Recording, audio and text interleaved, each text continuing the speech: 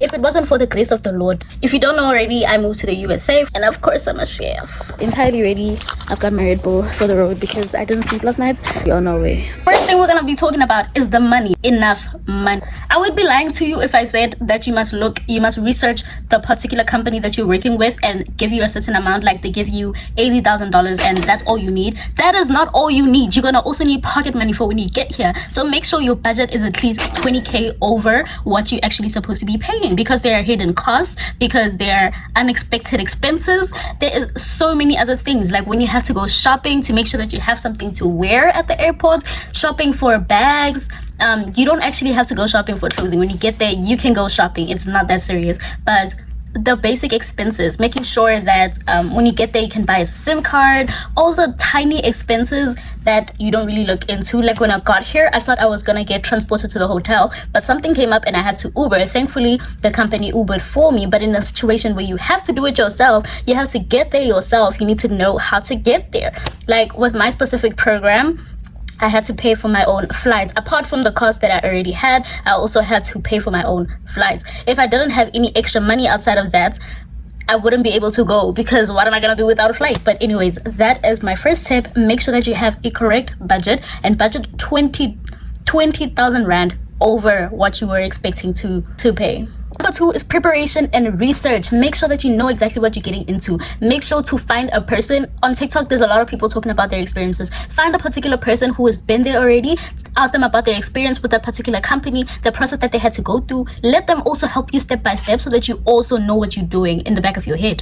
I found someone on TikTok, and it was because of her that most of the things I was able to understand. Like for the visa interview, I asked her what they asked her for the visa interview. Thankfully, with the company that helped me as well, they also put me in a group chat where everyone who was getting approved was talking about their approval, what questions they asked them and stuff like that. But I felt like I needed someone who's already there who can tell me a little bit more.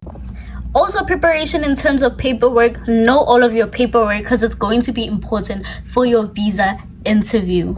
Don't just let the company that is helping you to leave the country do every single thing. Make sure you know exactly all the paperwork that you need, because you're also going to need the certain documents when you get to immigration. So you have to know and understand what you're looking at. Make sure to also research the location that you're going to, also reviews as well. And there's a lot of stuff on TikTok. So go to TikTok, search if you're going to a hotel, search people who have been to the hotel or people who have worked in the hotel who can give you a review that is also similar to the description that the sponsor gave you, so that you know you're going to an actual place. Make sure to do your research. Also, in reference to the previous point, make sure that you are prepared to spend over your budget.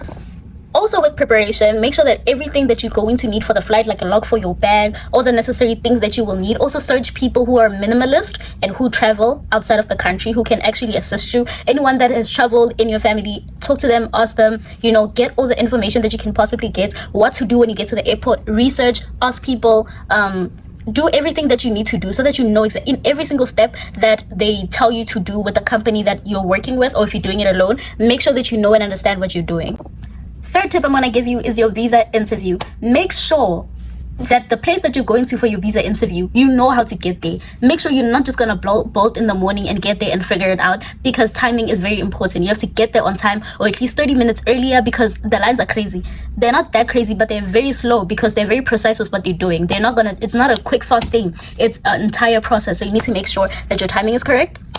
I had to fly to Durban to do my visa interview, so I came in there 20 minutes late and it was already long. People are on time for the visa interviews, so make sure that you are on time and you know exactly where you're going. Also, make sure that you know your paperwork. The DS 2019 is what they took from me to ask me about the questions and stuff like that. They also got you on the computer already, so make sure that every single thing that you put into your paperwork, you know it, you understand it, you remember everything. Every single thing. Don't lie. Do not lie. Do not lie. Just tell the truth about every single thing. This interview is very easy if you know what you're doing. If they see you nervous, if they see you a little bit anxious, a lot of people were anxious. I don't want to lie. A lot of people were shaking, nervous and everything. But make sure that you know all of your paperwork. Make sure you understand your paperwork, and you look like you know what you're doing. You know where you're going. Make sure you know exactly where you're going to stay. Make sure you know exactly how you're going to get there. You know even how long the flight takes. Just make sure that you're educated about every single thing. Make sure you know the state that you're going to, because they did ask me about the state. Basically, is this, they asked, are you going to the state of Ohio? And I said yes. If I forgot which state I was going to, you can't say I don't know. You can't say you can't say all of that. Just make sure that you know every single thing. It's about you. You know, don't be nervous about it. It's very simple, it's very easy. Just make sure you know all of your information that you wrote on that paper. If you lied on that paper, remember the lie. Okay, let's go to the next point. Also, make sure you know the length of time that the visa is going to take. The J-1 visa for me took about, let's say, maximum 7 days. I don't remember exactly, but I got it within a couple of days. And it was also an interruption because it was a long weekend as well. So make sure that you know your timing correctly, so that you're not also rushing to quit your job and everything. Make sure that make sure that you're not rushing into things, because next thing we're going to talk about is the flights. Nothing stressed me out more than the flights. Firstly, the hours. 32 hours is not a joke. It was 32 hours plus. I'm gonna post a video about tips I can give. I don't know what I wish I knew about flying 32 hours, because that is absolutely that is a long time. That is just a long time. You know where you're going. Make sure that you don't have time to explore. There's no time to explore, even if you do have that 1 or 2 hours to explore, because in New York I did have time to explore. I just chose not to because I was tired. Get to a specific airport. Make sure to look for the gate number that you're going to. Make sure that you follow the directions labeled everywhere, or ask if you're not sure. Don't just go everywhere, don't just go anywhere, because I almost I went to Doha first, so from Johannesburg to Doha, and then when I got to Doha, I went to the wrong place, and I was actually about to leave the airport. I was not supposed to be doing that, but that's what I did by accident. Make sure that you look at the signs and you ask questions. Don't be afraid to ask questions. Always ask questions. And also make sure that you have headphones.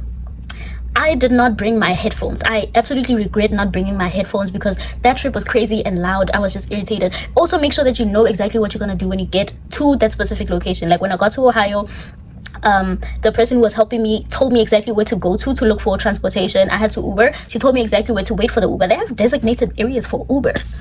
That is amazing. So that's what they did with me. And also make sure you know where to collect your baggage as well. For me, it was not that easy. It was, I don't understand why I was so confused, but 32 hours is a long time. It's a long time. Also make sure that you know where you can go and get refreshed at an airport, like just a quick wipe or shower nyana, something, wipe your face, something nyana, brush your teeth somewhere, I don't know. But for me, the airport, the toilets in the flights were not comfortable. They were very shaky. Qatar Airways, I would give it a 5 out of 10, because no, I'm sorry, the toilets were just so tiny. Like you can't really do a lot with them. Maybe it's because of where I was sitting. Also, I didn't pick the best of the best things, because I was just like, I just need to get there, you know. But yeah, make sure you know, at least when you get to an airport, refresh yourself for 10 minutes. Don't take too long, because the flight is not going to wait for you, and not all airports are going to look for a hotel for you to stay in because you missed your flights. It's not their fault, it's your fault.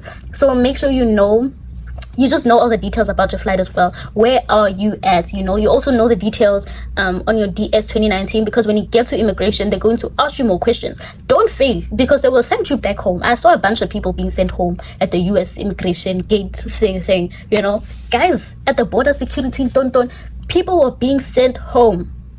People were taken to get interviewed, because, and they're not gonna let you in because that guy had to go get interviews. You're gonna wait. It's not, no one is in a rush. They're chilling. Also consider that timing as well, because you can do a lot in that timing. You can refresh yourself, you can get changed, blah blah. But anyway, it was such a great experience. So far it's been 2 weeks and I'm absolutely enjoying my time here. If it wasn't for the grace of the Lord, I'm also going to do a separate video about how I got this opportunity, how God moved in my life in an unexpected way, how I had to surrender the bare minimum that I had to get this opportunity. Some people get it instantly. For me, I don't know, I guess I'm the black sheep, I guess. But yeah, anyways, thank you guys so much for watching. Please remember to like, subscribe, and leave a comment for more videos like this. If you did like this video, please comment.